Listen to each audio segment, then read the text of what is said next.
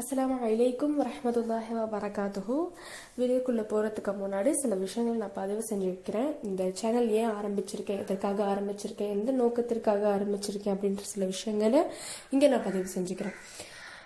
இதுக்கப்புறம் இந்த சேனலில் எந்த மாதிரி வீடியோஸ், அதாவது எந்த வீடியோஸ் அப்லோட் செய்யப்படும் அப்படின்ற விஷயங்களையும் முன்னக்கூட்டியே நான் சொல்லிடுறேன்.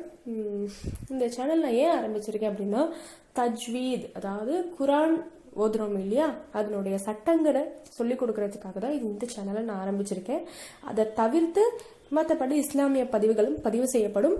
ஆனால் மெயினாக தஜ்வீதுக்காக தான் இந்த சேனல் ஆரம்பிச்சிருக்கேன். ஸோ தஜ்வீதோட வீடியோஸ் இன்ஷா அல்லாஹ் தொடர்ந்து இதில் பதிவு செய்யப்படும். ஓகேங்களா?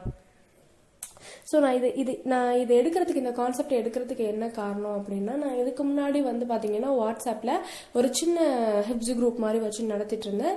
அப்போ நடத்தும் போது தஜ்வீதோடு சொல்லிக் கொடுக்க ஆரம்பித்தேன். ஸோ அப்போ அவங்கக்கிட்ட அடிக்கடி நான் கேட்டுப்பேன், கரெக்ஷன்ஸ் கேட்டுப்பேன். அதாவது உங்களுக்கு எப்படி சொல்லி கொடுத்தா புரியும், அதாவது நம்ம சொல்லி கொடுத்துக்கிட்டு போகிறதுலே அவங்க கற்றுக்குவாங்க நம்ம சொல்ல முடியாது. நம்மளுக்கு ஒரு விதமாக சொல்லி கொடுத்தா நம்ம புரிஞ்சுக்குவோம். ஆனால் நான் எப்படி புரிஞ்சுக்கிட்டேனோ அதே மாதிரி மற்றவங்களுக்கு சொல்லிக் கொடுக்க முடியும்.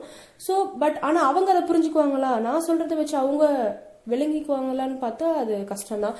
ஸோ அவங்கக்கிட்ட கேட்டு உங்களுக்கு எப்படி சொல்லி கொடுத்தா புரியும், இன்னும் நான் எப்படி சொல்லி கொடுக்கணும்னு நீங்கள் எதிர்பார்க்குறீங்க அப்படின்னு கொஞ்சம் கொஞ்சம் கரெக்ஷன்ஸ் கேட்டு அதுக்கேற்ற மாதிரி அவங்க வழியில் போய் அவங்களுக்கு நான் சொல்லிக் கொடுக்குறது தான், அப்படி தான் செய்வேன். ஸோ அந்த மாதிரி கேட்பேன். சில நேரங்களில் நீங்கள் எந்த அளவுக்கு இம்ப்ரூவ்மெண்ட் ஆயிருக்கீங்க, உங்களுக்கு எதுவும் இம்ப்ரூவ்மெண்ட் தெரியுதா, அந்த மாதிரி அவங்களோட ஃபீட்பேக்கும் கேட்பேன். ஸோ அந்த மாதிரி கேட்கும்போது நிறைய பேர் நிறைய விஷயங்கள் சொல்லியிருந்தாங்க.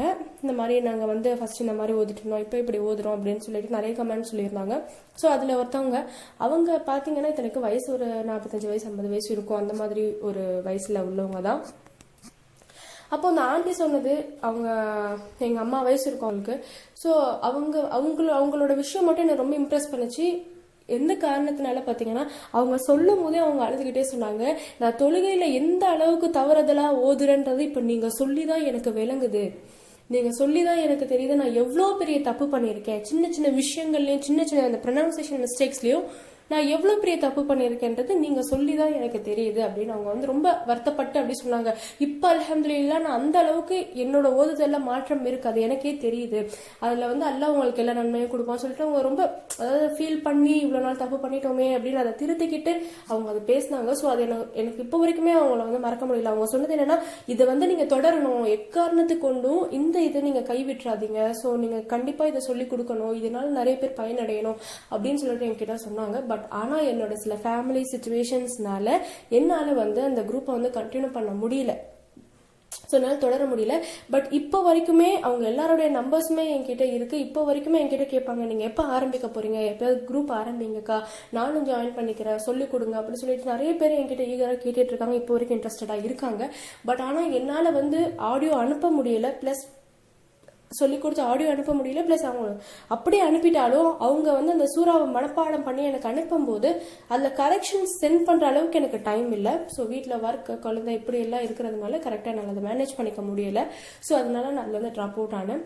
பட் அதான் பார்த்தேன், சரி எப்படியாவது கொஞ்சம் நேரம், அதாவது டெய்லி இல்லாட்டி ஒரு 2 டேஸ்க்கு 3 டேஸ்க்கு ஒன்ஸ் ஆச்சும் எப்படியாவது பிரயோஜனமாக 4 பேர் பயனடைகிற மாதிரி ஏதாவது செய்யணும் அப்படின்னு சொல்லி யோசிச்சேன். அதை தவிர்த்து என்னோட மெயின் டார்கெட், நான் எதுக்காக இதை ஆரம்பிச்சேன் அப்படின்னா, என்னுடைய மரணத்திற்கு பின்னாடி எனக்கு நன்மை, ஏதாவது ஒரு வகையில் ஒரு நன்மை சேர்ந்துக்கிட்டே இருக்கணும், அதுக்கு நான் ஏதாவது செய்யணும். அதுக்கு நிறைய வழிகள் இருக்கு, நிறைய விஷயங்கள் இருக்கு, மார்க்க ரீதியாகவே நிறைய விஷயங்கள் இருக்கு.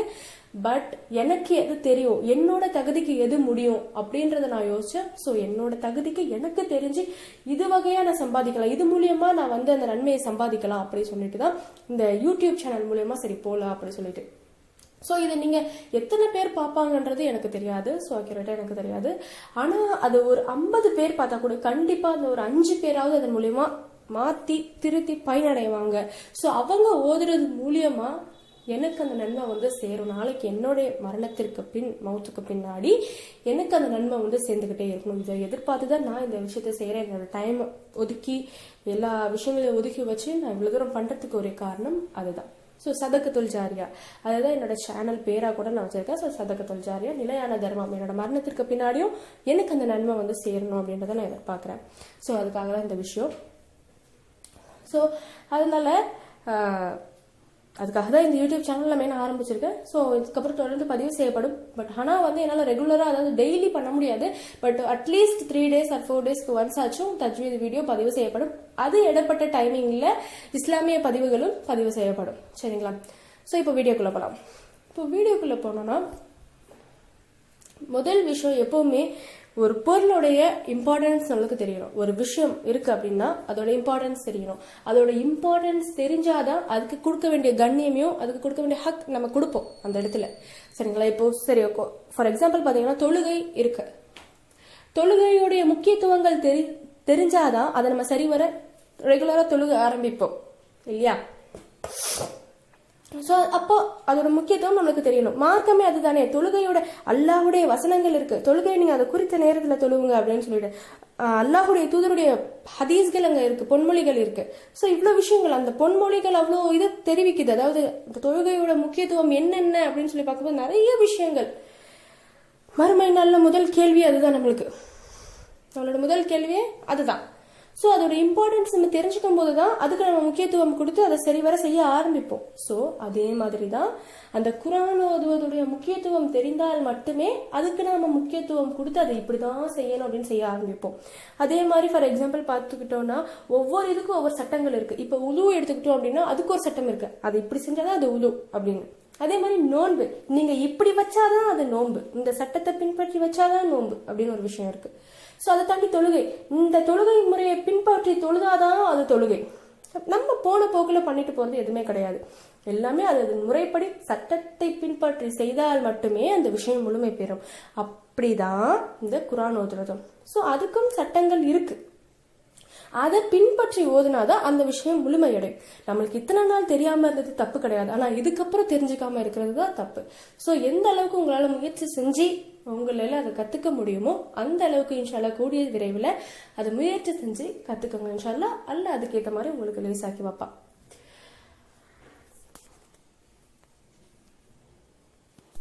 சரி, அப்போ அந்த குர்ஆனுடைய முக்கியத்துவங்கள் என்ன எல்லாருக்குமே தெரியும். நம்ம எல்லாருக்குமே தெரியும் குர்ஆன் ஓதுனா என்னென்ன நன்மைகள் இருக்கு, எவ்வளோ நன்மைகள் நம்ம சம்பாதிக்கலாம், எவ்வளவோ விஷயங்கள் நம்ம எல்லாருக்குமே தெரியும். பட் இருந்தாலும் அதை நான் சொல்றேன் பிகாஸ் உங்களுக்கு நினைவுபடுத்துறேன். உங்களுக்கு தெரிஞ்சிருக்கலாம், நம்ம படிச்சிருக்கலாம், பட் இந்த டைமிங்ல அதை நான் நினைவுபடுத்திக்க விரும்புறேன். அப்போதான் உங்களுக்கு அது மேல நம்ம கத்துக்கணும், இவ்வளோ நன்மைகள் இருக்கு நம்ம கத்துக்கணும்ன்ற எண்ணம் அது வரும். ஸோ சிம்பிளா சொல்லணும்னா அறிவுடையோருக்கு ஒரு நினைவூட்டல் அந்த மாதிரி. சரிங்களா? ஸோ இப்போ குர்ஆனோட இம்பார்ட்டன்ஸ் எடுத்துக்கிட்டோமே, ஆனால் அல்லாவே அவனோட திருமறை குர்ஆன்ல சொல்ற ஒரு விஷயம், முஸம்மில் சூரால 4வது வசனத்துல அல்லாஹ் சொல்லக்கூடிய விஷயம், ஔஸித் இலைஹி வரத்திலில் குர்ஆன தர்தீலா, குர்ஆனை நிறுத்தி நிதானமாக ஓதுவீராக அப்படின்னு சொல்லிட்டு அல்லாஹ் தஆலா சொல்றான். அதை தொடர்ந்து அல்லாஹுடைய தூதருடைய பொன்மொழிகளை எடுத்துக்கிட்டோமே ஆனால் நிறைய இருக்கு. யார் குர்ஆனை அழகிய முறையில் ஓதவில்லையோ அவர் என்னை சேர்ந்தவர் அல்லர் அப்படின்னு சொல்லிட்டு ரசூலுல்லாஹ் அறிவிக்கிற ஹதீஸ் இருக்கு. அது அபுதாவுத்ல பதிவு செய்யப்படுது. ஹதீஸ் நம்பர் கீழே டிஸ்கிரிப்ஷன்ல கொடுக்குற, இன்ஷால்லா அதை செக் பண்ணிக்கோங்க. ஸோ இந்த அளவுக்கு ரசூலுல்லாஹ் குர்ஆனுக்கு முக்கியத்துவம் கொடுக்குறாங்க, அது அழகிய முறையில ஓதுறதுக்கு முக்கியத்துவம் கொடுக்குறாங்க. அதாவது சிலர் என்ன நினைப்பாங்க அப்படின்னா, எனக்கெல்லாம் இந்த அளவுக்கு அழகா ஓத வராது. இப்போ மிஷாரிங்கெல்லாம் ஓதுறாங்க, நம்ம யூடியூப்ல எவ்வளோ வீடியோஸ் பார்க்குறோம், இந்த தொலை வைக்கிறவங்க எவ்வளோ அழகா ஓதுறாங்க. சரி, நம்மளுக்கு ஓத வரலையே, அது தப்பு கிடையாது. ஸோ நம்ம தஜ்வீது தெரிஞ்சுக்கிட்டு நம்மளால எந்த அளவுக்கு பெஸ்ட் கொடுக்க முடியுமோ அந்த அளவுக்கு பெஸ்ட் கொடுத்தா போதும், அல்லாத பொருந்திக்குவான். நம்மளால என்ன பண்ண முடியுமோ, நம்மளோட தகுதிக்கு முடிஞ்சு நம்மளால கொடுக்க வேண்டிய எஃபர்ட்டை கொடுத்துட்டோம் அப்படின்னா அல்லாத பொருந்திக்குவான். அவ்வளவுதான். நம்ம முயற்சி செய்யணும், அவ்வளவுதான். அதுதான் நான் சொல்ல வரேன். நம்ம முயற்சி செய்யணும் அதை கத்துக்கிறதுக்கு. அதுதான். ஸோ அவங்க அளவுக்கு ஓத முடியாட்டியும் நம்மளால என்ன செய்ய முடியும், நம்ம தகுதிக்கு என்ன பண்ண முடியும் அந்த அளவுக்கு நான் அந்த பெஸ்ட் பண்ணுவேன். அதுக்கப்புறம் கண்டிப்பா அந்த செயலை அல்லாஹ் பொருந்திக்குவான். அவ்வளவுதான். ஸோ நீங்கள் அந்த அளவுக்கு எஃபர்ட் எடுத்தா கூடவே போதும். சரிங்களா? அதே மாதிரி பார்த்துக்கிட்டீங்கன்னா நிறைய விஷயங்கள் இருக்கு. ஏன்னா மறுமை நாளில் யாருமே சிபாரிசுக்கு வர முடியாத நிலைமையில நம்ம நிற்போம். பெத்த பிள்ளையோ, தாய் தந்தையோ, கணவனோ, மனைவியோ யாருக்கும் எந்த வகையிலையும் பயன்பெற மாட்டாங்க. ஸோ அப்படி இருக்கக்கூடிய என் புள்ள, என்னுடைய கணவர், என்னுடைய மனைவி யாரும் சிபாரிசுக்கு வர முடியாது. அவங்களோட நிலைமையே அன்னைக்கு எப்படி இருக்குன்றது யாருக்கும் தெரியாம இருக்கிற ஒரு நாளில் அந்த குர்ஆன் நம்ம ஓதுன அந்த குர்ஆன் தான் நம்மளுக்கு மறுமையில சிபாரிசுக்கு வரும். அல்லாஹ் நாடினாலே தவிர அந்த குர்ஆன் தான் நம்மளுக்கு சிபாரிசு வரும். இதை பத்தின ஹதீஸ் நம்ம அதிகமா படிப்போம். மெயினா ஆல இம்ரான், அல் பக்ரா, சூரத்துல் பக்ரா, நம்மளுக்கு சிபாரிசு செய்யக்கூடியதா இருக்கும். ஸோ ரசூல்லாவுடைய பொன்மொழிகள் நம்மளுக்கு அதிகம் தெரியும். ஸோ இன்ஷா அல்லாஹ் இதோட ஹதீஸோட டிஸ்கிரிப்ஷன்ல ஹதீஸ் நம்பர் எல்லாமே டிஸ்கிரிப்ஷன்ல கொடுக்குறேன், இன்ஷா அல்லாஹ் செக் பண்ணிக்கோங்க. ஸோ இதுக்கப்புறம் நெக்ஸ்ட் வீடியோ நான் ஏன் இப்போ இதுக்காகவே நான் ஒரு வீடியோ இதுவே லென்த்தியா போயிடுச்சு. பிகாஸ் நான் ஏன் டைம் ஒதுக்கி மெனக்கேட்டு நான் ஃபர்ஸ்ட் இந்த விஷயத்த சொல்றேன் அப்படின்னா, அப்போதான் உங்களுக்கு தஜ்வீத் மேல ஒரு ஆர்வம் வரும், உங்களுக்கும் அந்த மாதிரி ஓதணுன்ற ஒரு எண்ணம் வரும், ஆசை வரும் அப்படின்ற ஒரு காரணத்துக்காக தான் இப்போ இந்த விஷயத்த சொல்றேன். பிகாஸ் இப்போ இந்த காலகட்டத்தில் இப்போ ஓதுறவங்க எனக்கு தெரிஞ்சு நான் பார்த்தேன் அப்படின்னா, அதாவது நான் முடிக்கணும், குரான் முடிக்கணும், குரான் ஓதணும் அப்படின்ற காரணத்துக்காக ஓதிட்டு போறாங்களே தவிர நம்ம ஓதுறது சரியா, அது இப்படி ஓதலாமா. ஃபார் எக்ஸாம்பிள் நான் சொல்றேன், நம்ம கேட்க யூடியூப்ல தஜ்வீதோட ஓதக்கூடிய அந்த விஷாரிங்க கிராத்தை கேட்கிறோம், நம்மளுக்கு ஏன் அதை யோசிக்க வர மாட்டேங்குது. அவங்க ஏன் இந்த இடத்துல இழுத்து ஓதுறாங்க, இந்த இடத்துல ஏன் அழுத்தி ஓதுறாங்க, ஏன் இப்படி ஓதுறாங்கன்னு நம்ம சிந்திக்காம போய்கிட்டு இருக்கோம்.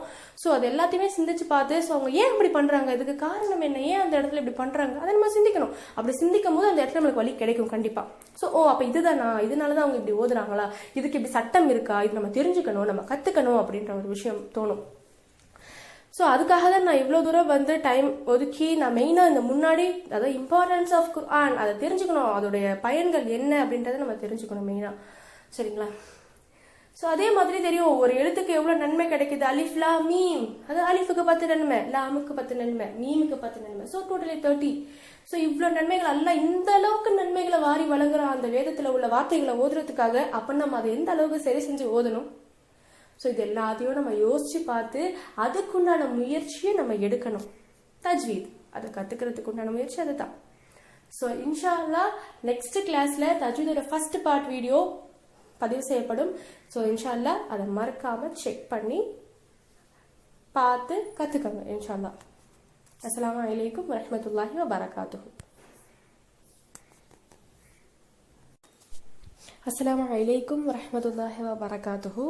வீடியோக்குள்ளே போகிறதுக்கு முன்னாடி சில விஷயங்கள் நான் பதிவு செஞ்சு வைக்கிறேன்.